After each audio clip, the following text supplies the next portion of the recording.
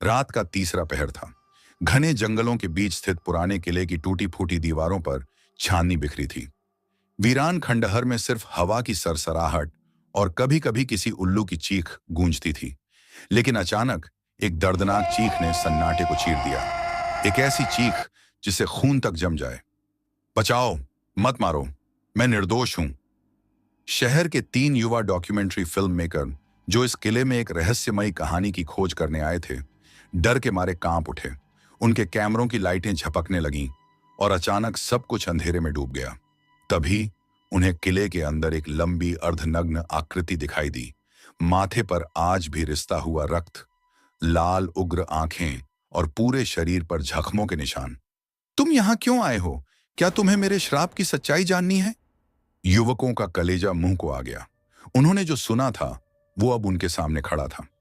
नमस्कार दोस्तों, और स्वागत है आपका हमारे चैनल द क्राइम टाइमलाइन में। आज की कहानी है अश्वत्थामा का श्राप, एक भयावह सत्य। महाभारत के युद्ध के बाद गुरु द्रोणाचार्य के पुत्र अश्वत्थामा ने बदले की आग में पांडवों के पुत्रों की हत्या कर दी थी। भगवान कृष्ण ने उसे इस पाप की भयानक सजा दी। तू अनंत काल तक इस पृथ्वी पर भटकेगा, तेरा शरीर सड़ता रहेगा, तेरा घाव कभी नहीं भरेगा और तुझे कभी मृत्यु नहीं मिलेगी। कहते हैं वह आज भी जीवित है, भटक रहा है, अपनी मुक्ति के लिए तड़प रहा है। लेकिन यह कहानी सिर्फ एक दंतकथा नहीं थी। राजस्थान के बांदीकुई के किले में उस रात जो हुआ, उसने इस श्राप को हकीकत बना दिया।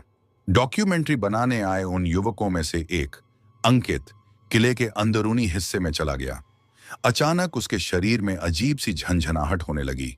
हवा में एक सड़ी गली गंध फैल गई। दोस्त रोहित और आदित्य कैमरे से सब रिकॉर्ड कर रहे थे। तभी एक भारी भरकम परछाई उनके पीछे आई और अंकित के कंधे पर किसी ने हाथ रखा। जैसे ही उसने पलटकर देखा, उसकी आंखें चौड़ी रह गईं। एक भयानक चेहरा, लहूलुहान माथा, उसकी आंखों से आग बरस रही थी। क्यों आए हो तुम यहां, मेरे श्राप का मजाक उड़ाने? अंकित का शरीर कांपने लगा। उसने चीखकर अपने दोस्तों को आवाज दी, लेकिन किसी की भी आवाज नहीं निकली। चारों तरफ सन्नाटा था, बस एक गूंज थी, अश्वत्थामा की हृदय विदारक चीखें।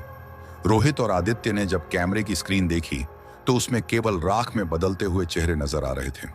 वे जान गए कि यहां कुछ बहुत ही डरावना हो रहा था। अश्वत्थामा अब रोने लगा था। उसकी आंखों में हजारों सालों की पीड़ा थी। उसने करुण आवाज में कहा, तुम इंसानों को दर्द से डर लगता है, लेकिन मैं हजारों सालों से इससे गुजर रहा हूं।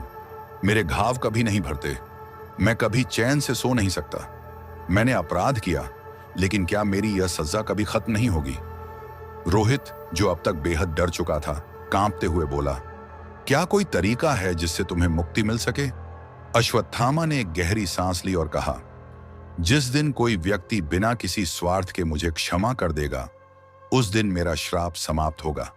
लेकिन कौन होगा जो एक हत्यारे को क्षमा करे? इतना कहकर वह अचानक अंधेरे में विलीन हो गया। तीनों दोस्त जैसे तैसे वहां से बाहर निकले, लेकिन जब उन्होंने अपने कैमरे की रिकॉर्डिंग देखी तो उसमें किसी भी तरह का वीडियो नहीं था। सिर्फ एक धुंधला सा चेहरा जो उनकी आत्मा तक हिला देने वाली चीख के साथ गूंज रहा था, मुझे मुक्ति दो।